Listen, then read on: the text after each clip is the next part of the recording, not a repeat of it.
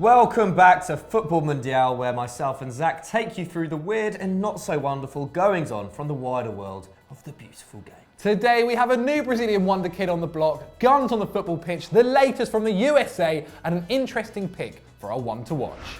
Now, you may have thought the scenes during West Ham's defeat to Burnley were bad, but things really got out of hand in Greece on the weekend.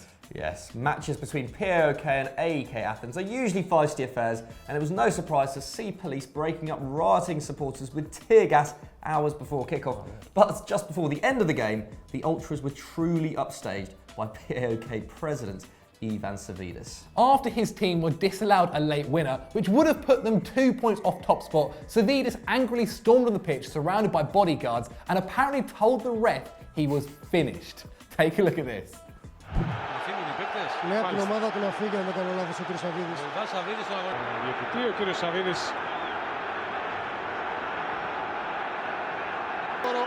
Είναι και ο Λουτσέσκο εκεί, είναι και ο άνθρωποι της ΑΕΚ από τον πάγκο, δεν είναι χνίδι. Ο Σαβίδης πάει προς τον πάγκο της ΑΕΚ.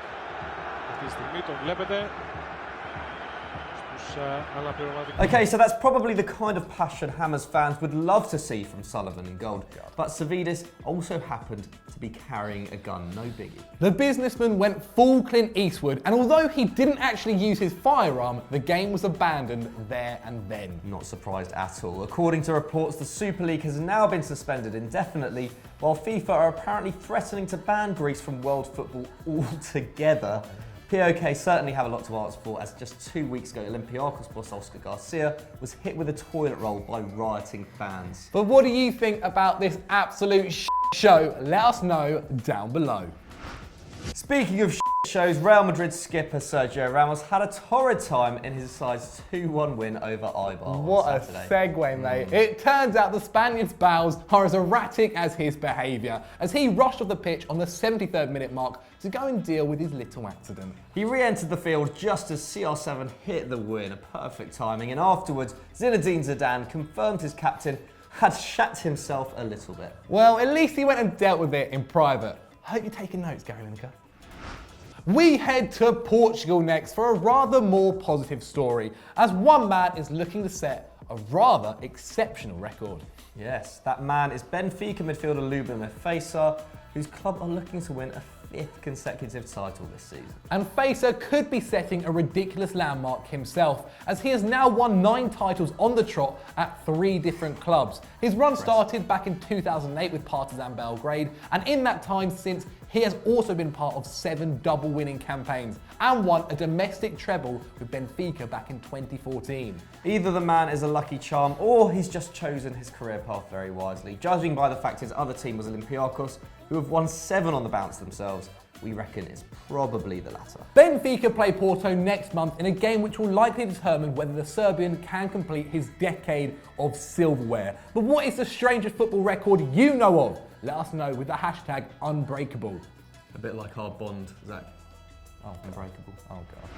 All you American EFD fans, rejoice because after a long wait, you finally have something to talk about again. Yes, the new MLS season is now in full swing and it's already high on drama. After their faltering start, Atlanta United won their first home game against DC United on the weekend and once again broke the record for attendance in the league with a crowd of over 72,000 people. That is totally awesome. To put that in context, their average attendance last season was under 50,000, but the real success story has undoubtedly been New Boys LAFC. Bar Bradley's side are sitting pretty at the top of the Western Conference after just 2 games after smashing Real Salt Lake 5-1 away. The Bruce Springsteen fanatic saw his side come from behind to hand the Utah club an absolute drubbing, despite them having just 38% possession. My God. But MLS fans, do you think they have what it takes to win it? And what league should we cover next week? Let us know.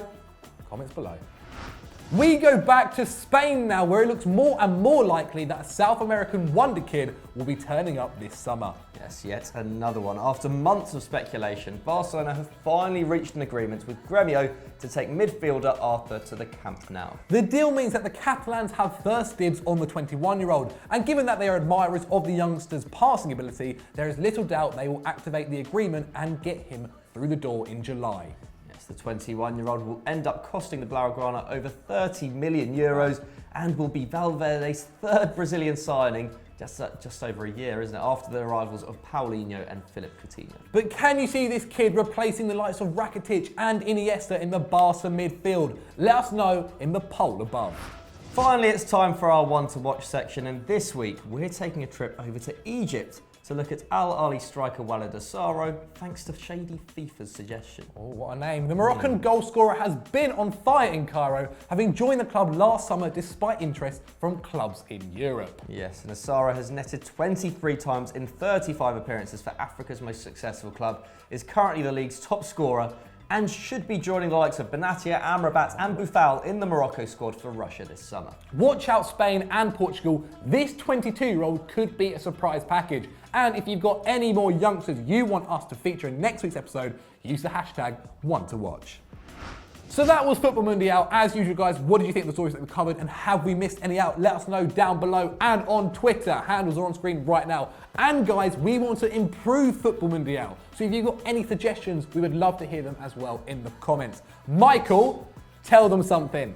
Well, next week I will not be here on Futbol Mundial, unfortunately. I'm on a secret, FD mission.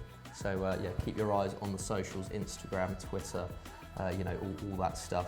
But seeing as Zach, can't be trusted by himself, who should we employ to keep him safe next week on Mundial? Vote in the poll up there right now. Come on, let's face it, won't. And also just check out, top 10s, Stat Wars on the weekend, pretty entertaining stuff. Keep an eye out for, something else as well. Yes. Life. Yes, you'll find out very soon. Anyway, have a good day. Subscribe, like video. Bye. Cheers.